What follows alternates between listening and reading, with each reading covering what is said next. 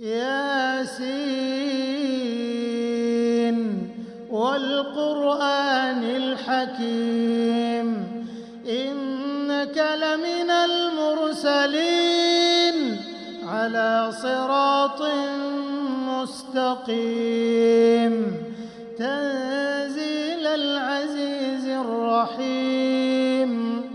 لتنذر قوما ما أنذر آباؤهم فهم غافلون لقد حق القول على أكثرهم فهم لا يؤمنون إنا جعلنا في أعناقهم أغلالا فهي إلى الأذقان فهم مقمحون وجعلنا من